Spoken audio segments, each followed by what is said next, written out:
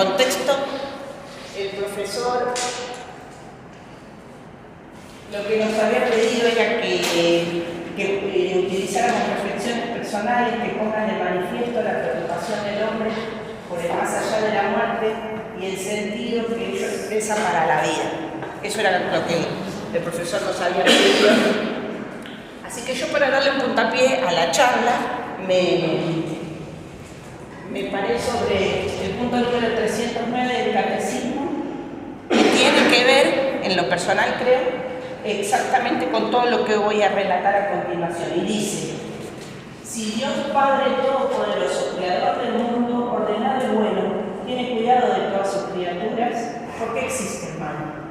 El conjunto de la fe cristiana constituye la respuesta a esta pregunta: la bondad de la creación, el drama del pecado, el amor paciente de Dios que sale al encuentro del hombre con sus alianzas, con la encarnación redentora de su Hijo, con el don del Espíritu Santo, con la congregación de la Iglesia, con la fuerza de los sacramentos, con la llamada a una vida bienaventurada que las criaturas son invitadas a aceptar libremente, pero a la cual también libremente, por un misterio terrible, pueden negarse o rechazar.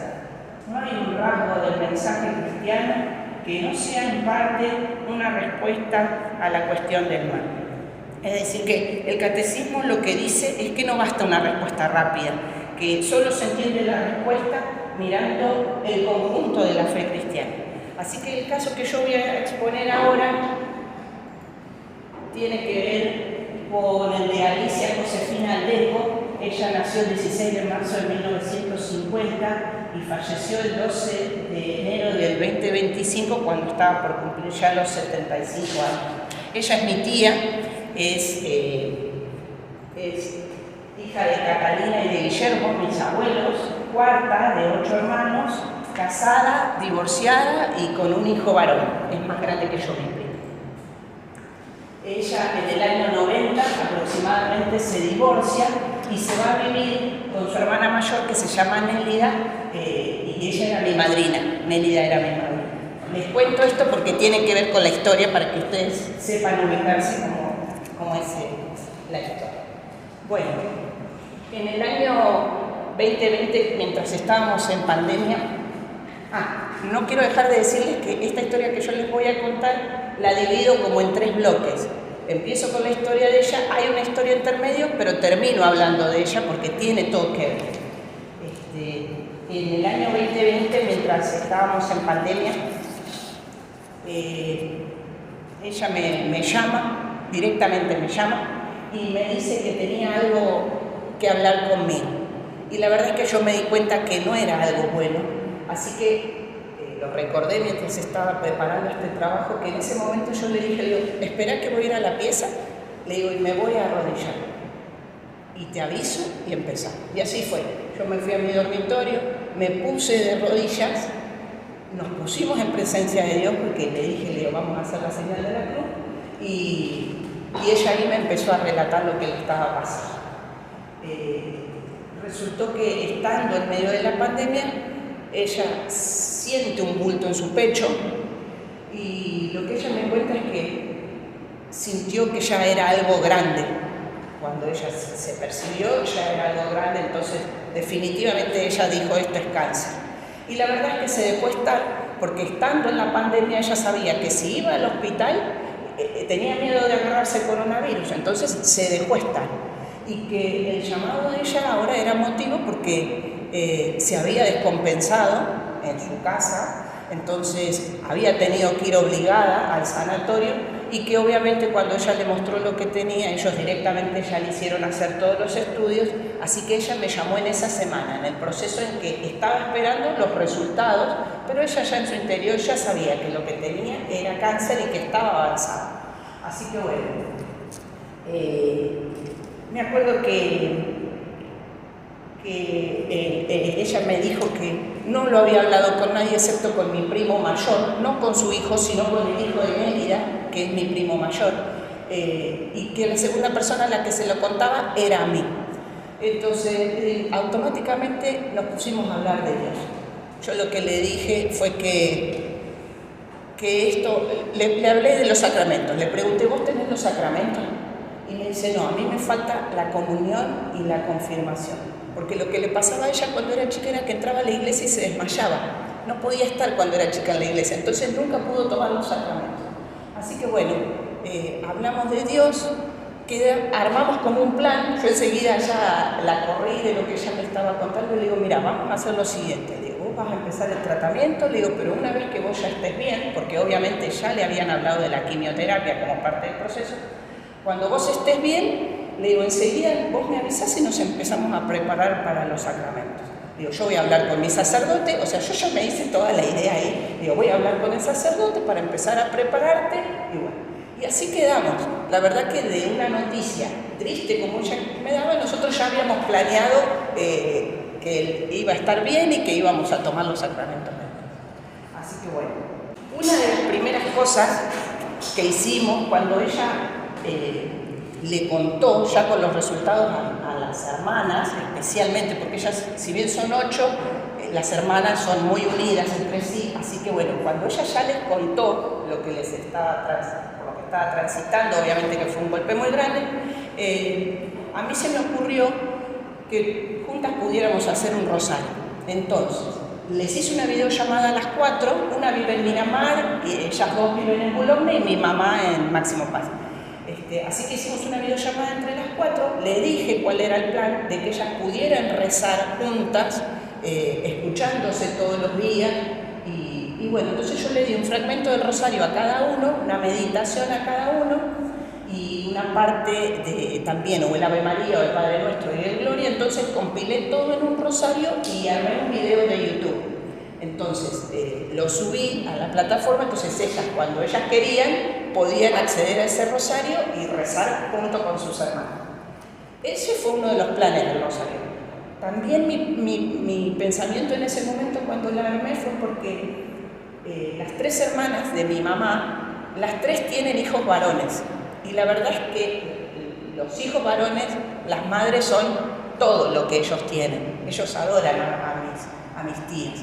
Entonces yo ya sabía que digo, bueno, cuando ellas no estén, que iba a llegar el momento en cuando ellas no estuvieran, bueno, mis primos iban a poder tener a su mamá rezando por si el día de mañana tuvieran algún problema, o sus nietos que las aman profundamente, bueno, pudieran recurrir al rosario y escuchar a su abuela rezando. O sea que tenía un doble objetivo el rosario. Por suerte se recuperó. Eso es en el hospital de San Isidro.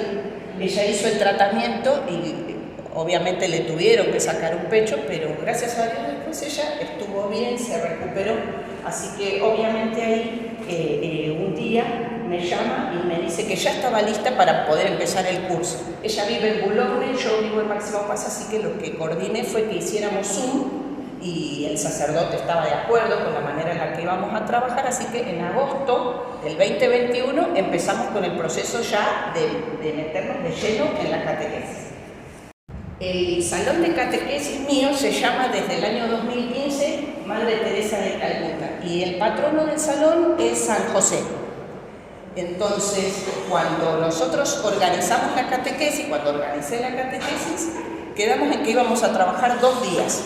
Los miércoles, obviamente, por San José, y porque además ella se llama Josefina, y el otro día en el que íbamos a trabajar era los días viernes.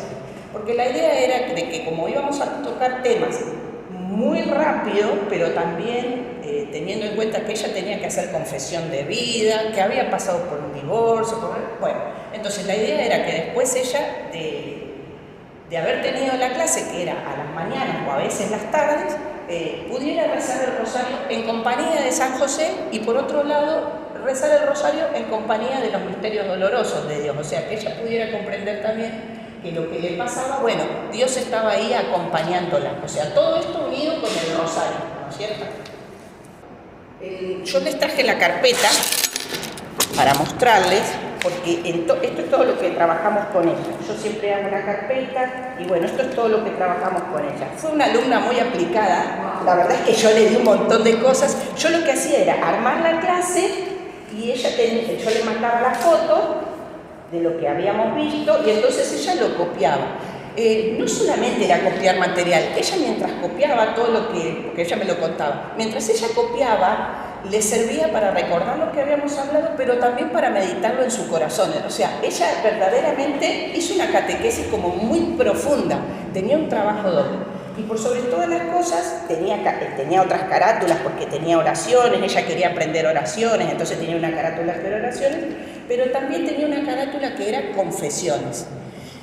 ¿Por qué? Porque yo le decía que en todo el proceso, hasta que ella pudiera tomar los sacramentos, iban a venir a su mente pecados de muchos años. Imagínense que ella nunca pisó la iglesia porque se desmayaba, así que bueno. Entonces yo le decía, vos, pecado que te acordás, pecado que vas y lo anotas. Y cuando vos te vas a confesar, te vas con tus hojas y te confesás con tus hojas porque el Padre ya sabe de eso. O sea, era una confesión de vida. Así que bueno, así lo hizo. Estuvo muy atenta a todas las cosas, los viernes siempre le daba tarea, así que ella después me mandaba todas las tareas que habíamos, eran tonteras, sí. Pero bueno, la cuestión es que ella fue alumna aplicada. Cuando en el mes de noviembre del 2021 el sacerdote ya nos dice que tenemos que prepararnos porque tenemos que elegir fecha nada más, bueno, obviamente elegimos un 19 por San José, para que pueda tomar los sacramentos, porque además era el año jubilar de San José. Ese año era el año jubilar de San José. Así que a él le encomendamos todas las indulgencias plenarias habidas y por haber que ella se podía ganar por justamente tomar los sacramentos, por hacer una confesión de vida. O sea que verdaderamente ella tenía en su cabeza como que íbamos a poner todos los papeles en regla para Dios. Así que bueno. Cuando llegó el día, la verdad es que estaba muy hermoso el templo, muy hermoso. Se lo preparó con mucho amor. El sacerdote ahí sabía de la historia de ella, sabía el proceso que ella estaba pasando de la enfermedad y sabía también que el cáncer podía volver. Así que verdaderamente fue una celebración muy hermosa. Lo que sí les cuento algo aparte, miren. El día en que ella fue a tomar el sacramento, yo me fui en la camioneta a buscar la Boulogne, la fui a buscar a la mañana temprano, porque mi idea era que ella pudiera llegar a mi casa, a la casa de mi mamá, estar tranquila durante toda la jornada y hasta que llegue el momento previo a la confesión. Yo quería que ella llegue tranquila a la confesión. Después el resto iba a pasar. Pero bueno, ustedes saben que cuando yo iba para allá a buscarla, imagínense, todo un día las apuradas, las corridas, yo qué sé. Bueno, me compré una barrita de cereal en la Shell que está frente a Tecnópolis y no va que me ahogué, pero de tal manera que yo les juro que yo digo, me muero acá. Y no me podía, con la barrita de cereal, no me podía. Tuve que bajarme a la banquina y de verdad empezar. No podía reaccionar. Y en un momento como que entro en conciencia y le digo a Dios, o sea, no trabajamos todo esto ¿para qué? Para que termine yo muerta acá en la autopista. Por favor, ayúdame. Y ustedes saben que me tranquilicé, se me bajó, tomé agua y seguí viaje. Verdaderamente yo recurrí a la ayuda de Dios porque no sé, imagínense que nadie me iba a parar, era la autopista. Bueno. Como la rica, no hay que comer balita. No hay que comer balita de cereal, no hay que comer. Bueno. Claro, con el parado, la pasada, y se va un sándwich de nada. Otra cosa. Bueno, esta es ella, el día de la comunión, cuando ya tomó el sacramento. Debo decirles que se confesó y el sacerdote, cuando salió de confesarla, me vino a decir que ella había estado muy bien preparada y que se había confesado muy bien. Y me felicitó, me dice, trabajaste muy bien con ella. Me dice, bueno, la cuestión es que esa foto es de cuando ella toma el sacramento de la comunión. Su nieta fue su madrina de confirmación. También habíamos hecho un trabajo previo con la nena, vía Zoom también charlamos algunas cosas, porque obviamente mi primo sufrió mucho el divorcio de sus papás y bueno, eso lo tuvo siempre un poco separado de su mamá. Entonces, bueno, yo tenía que hacer un trabajo con la nena, de alguna manera prepararla para que ella pueda. Así que lo hicimos y la verdad es que estuvo hermoso ese encuentro también. Hicimos una estampita, yo le dije, tenemos que hacer una estampita. Y bueno, el hermano más chico de mi tía, de mi mamá, había fallecido el año anterior en pandemia, pero por una cuestión pulmonar no se le pudo hacer velorio, así que en su corazón también estaba mi tío, que iba a faltar, que encima era el más chico y el que ellas aman, porque mi tío era sumamente cariñoso con ella. Así que ella dijo que quería hacer la estampita con la foto de mis abuelos y de mi tío. O sea, trabajamos en todos los detalles y verdaderamente fue algo para ella. Esa estampita se la regaló a toda la familia que asistió ese día a la celebración. Y lo que le hice con mucha convicción fue, le preparé el diplomita que iba a recibir y le puse esa frase porque verdaderamente fue así. Por la infinita misericordia del Señor recibí de manos del Padre Fabián Ferreira los sacramentos de la Eucaristía y de la confirmación. Tengo que decirles también, porque me lo sentí eso, de que antes de que tome los sacramentos hicimos una charla especial con ella con respecto a lo de su divorcio, a todo lo que había pasado en su divorcio. Entonces, ella me lo contó, era la primera vez que me contaba toda la situación, pero pudimos ver todo desde Dios lo que le había pasado. Entonces quedamos en que ella tenía que rezar mucho por mi tío también. En el divorcio no es solamente uno responsable, son los dos. Y entonces ella terminó muy contenta ese día y muy tranquila porque terminamos rezando por mi tío, para que mi tío también pueda dar ese paso y poderle pedir perdón a Dios y después recibir el perdón como ella lo recibió el día del sacramento. Así que bueno, fue la familia, fueron mis tíos, mis primos, este es el hijo de ella, este es mi primo mayor al cual ella le contó primero.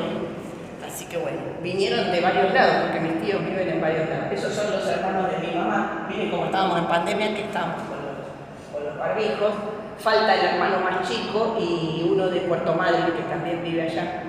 Esa soy yo cuando recibimos el diplomita. Esa fue la celebración que le armamos ahí en el saloncito parroquial. Armamos un compartir, así que bueno, vinieron todos los primos y los sobrinos a celebrar con ella. En el año 2024 volvió el cáncer otra vez y me acuerdo que ella habló con mi mamá y le dijo que estaba sumamente triste porque había empezado otra vez el proceso de la caída del cabello. Entonces, lo que ella le manifestó a mi mamá era que no solamente estaba triste porque se tocan el pelo y se les cae, sino que además estaba enojada. Ella lo que más triste la ponía era que estaba enojada porque se le estaba cayendo el pelo. Y eso la tenía trabada. O sea, no podía entender cómo, si ya había pasado por esa situación, ¿por qué ahora otra vez estaba así tan mal? Así que, como mi mamá me contó, la llamé yo y le digo, me parece que nosotras precisamos una videollamada de catequesis, ¿no? Sí, me dice, bueno, así que le había mandado un mensaje. Así que ahí nomás la llamé, hicimos una videollamada de catequesis y bueno, obviamente que charlamos sobre Jesús en el Getsemaní, ¿no es cierto? Leímos esta parte del Evangelio porque yo traté de que ella pudiera asociar el dolor del Señor con lo que a ella le estaba pasando en este momento. Entonces después llevó con él a Pedro, Santiago y Juan y comenzó a sentir angustiarse. Dijo, mi alma tiene una tristeza de muerte, quédense aquí velando. Y adelantándose un poco se postró en la tierra y rogaba que de ser posible no tuviera que pasar por esa hora. Y decía, Padre, todo te es posible, aleja de mí este cáliz, pero que no se haga mi voluntad sino la tuya. O sea, yo traté de que pudiéramos discernir qué era lo que le estaba diciendo. Le digo, primero pensemos en que el Señor te está permitiendo otra vez este dolor, pero es un dolor con bronca, le digo. Y estuvimos charlando, y no sé si en ese momento hice bien o no, pero yo le decía, le digo, mira, me parece, Ali, le digo, pues yo le decía a Ali, le digo, que hay un poco de soberbia en tu dolor, en esta tristeza, le digo, porque vos lo que te estás negando es tu propio dolor, es otra vez pasar por el proceso de la caída del pelo. Le digo, vos lo estás queriendo como negar. Le digo, entonces, le digo, no lo niegues, quizás vos de tu dolor tenés que hacerle un ofrecimiento a Dios, le decía yo. Entonces, ese día charlamos de que mi primo, este primo mayor, el más grande, tiene a su hijo en las drogas, está totalmente perdido el chico en las drogas. Entonces yo le decía, le digo, ¿por qué no le ofreces este dolor de la caída del pelo? Le digo, por Gerardo, por su hijo, le digo, porque ellos fueron realmente muy buenos con ella cuando se tuvo que mudar con mi tía. Son tres hijos los que tiene mi tía, y la recibieron como si fuera una más, y realmente estuvieron sobre ella y sobre todas las necesidades de ella. Le digo, entonces quizás ahora este dolor que tanto te duele, le digo, ofrecéselo a Dios en acción de gracias por todo lo que hicieron los chicos, le digo, y quizás lo ayude a Nico, así se llama el hijo de mi primo, le digo, a poder sobrellevar esta carga de la droga. Y bueno, la verdad es que ella, hicimos todo un discernimiento, charlamos mucho, y ella dijo que sí, que ella no podía quedarse estancada en ese dolor, y que sí, que tenía razón, que no podía centrarse en ella, y que tenía que poder ofrecerle ese dolor al Señor, y que era una buena opción hacerlo por los chicos. Así que bueno, ese día terminamos de charlar bien. Ese día fue en el mes de noviembre, diciembre aproximadamente, el 2024. Y terminó tranquila y le hizo bien la charla. Y bueno, esa fue la última vez que yo hablé con ella por videollamada. Cuando estaba de vacaciones yo en el sur, me avisan de que había fallecido. Me avisaron 2 días después de que ella falleció. Ella falleció el 12 de enero y a mí me dicen el 14 de enero, porque como mi mamá sabía el lazo que yo tengo con ella y que también estaba en vacaciones y que encima nosotros habíamos ido con mi suegra y íbamos a estar muchos días, bueno, ellos tuvieron miedo de decirnos y ver qué iba a pasar. Pero ustedes saben que después yo armando esto me di cuenta de que justo el día 12 yo estuve en Bariloche. Nosotros fuimos a la iglesia, de hecho fuimos a conocer Bariloche porque estábamos en Villa La Angostura, y me dice mi marido, vamos a la iglesia, vamos a ver cómo es adentro. Y resultó que ya empezaba la misa, así que nos quedamos, y la fiesta que se celebraba ese domingo era el bautismo del Señor. Así que mientras ella falleció, en esa tarde de ese día, yo estaba en la iglesia. Esta foto que tengo acá, soy yo agarrándole la mano a San José. Me di cuenta ahora mientras armaba todo el trabajo, y yo digo, no me había dado cuenta yo que mientras ella fallecía yo ya estaba en la iglesia, y siempre que yo voy a la iglesia siempre le pido a Dios por toda mi familia. Así que bueno, en ese momento estábamos las dos.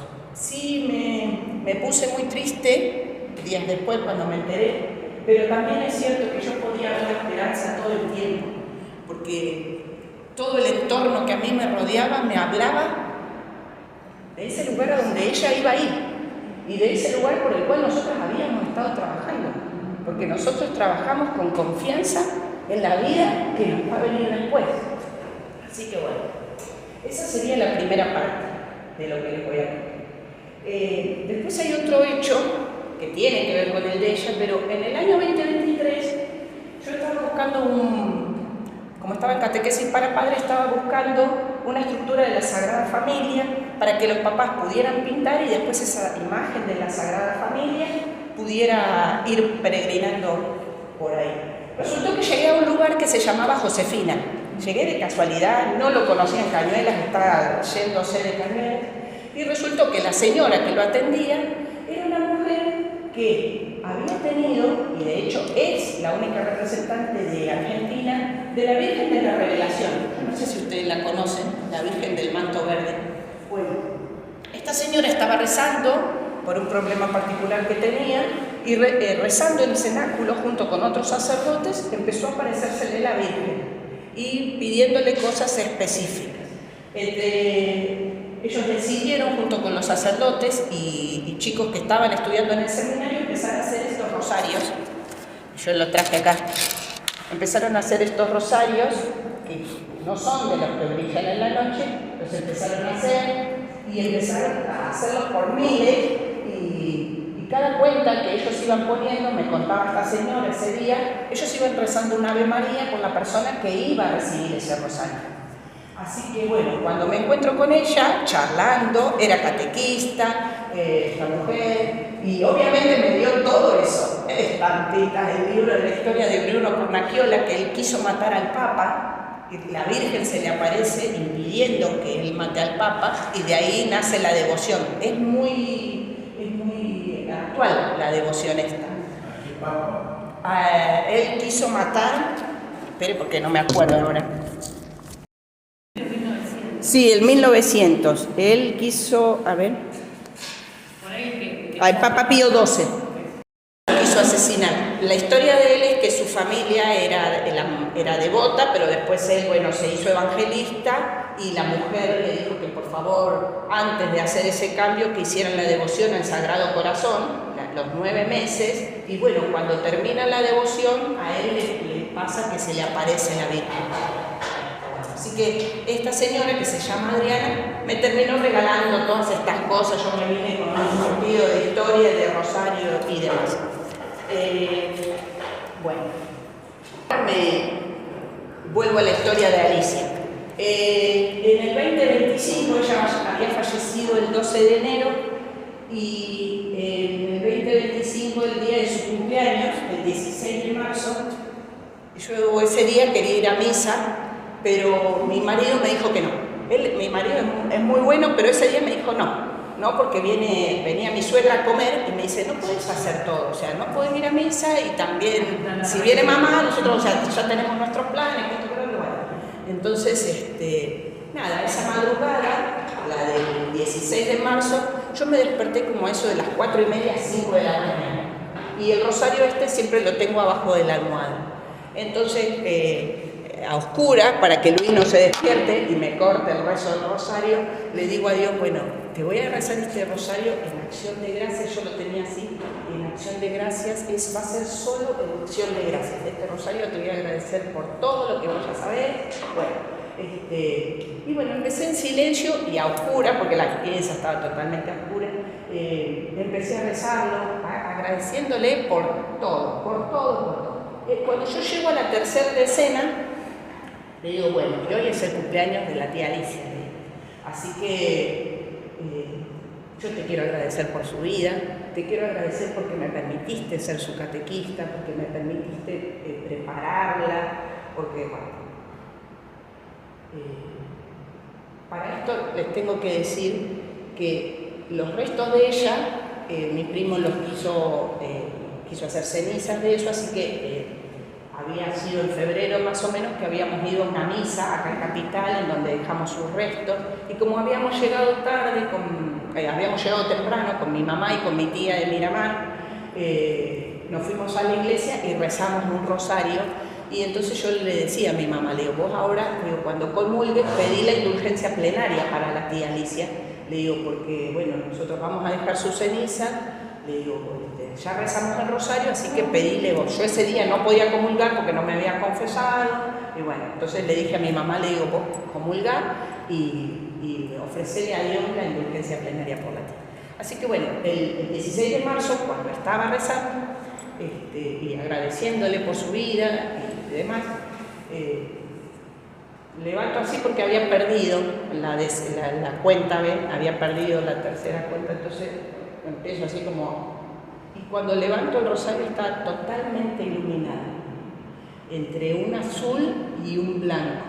Y obviamente que yo hice así y lo bajé, porque sinceramente no supe qué hacer en ese momento, pero sí tengo la certeza siempre de que Dios me escucha cuando yo les rezo. Así que en ese momento les digo lo que yo pensé. En ese momento yo pensé que Dios me confirmaba que ella estaba en el cielo ya. ¿Sí? Ese fue mi pensamiento. No sé si será así, eso solo lo sabe Dios. Pero ese fue mi pensamiento. Así que yo le agradecí con más fervor todavía a Dios. Me puse a rezarlo, seguí rezándolo como si nada, y cada tanto lo miraba porque digo, a ver si brilla o no brilla, y sí, seguía brillando el rosario. Y lo que más me llamó la atención es que esta medalla brillaba, y yo podía ver la Virgen, siendo que estaba totalmente oscura la pieza, así que bueno, lo terminé de rezar, seguí agradeciendo por todo. Obviamente que también todos ustedes estuvieron en el rezo del rosario, porque el seminario es motivo de agradecimiento. Así que lo terminé de rezar y bueno, nada, tengo la certeza de que todo esto se cumplió en la vida de mi tía. El amor paciente de Dios que salió al encuentro de ella, con sus alianzas, con la encarnación redentora del Hijo, con el don del Espíritu Santo que nos dio para poder hacer todo esto, con la congregación de la iglesia, porque mi familia se reunió para celebrar con ella los sacramentos, con la fuerza de los sacramentos, con la llamada a una vida bienaventurada que las criaturas son invitadas a aceptar libremente. Cada vez que yo a ella le propuse algo, ella dijo sí automáticamente, no se negó nunca a eso.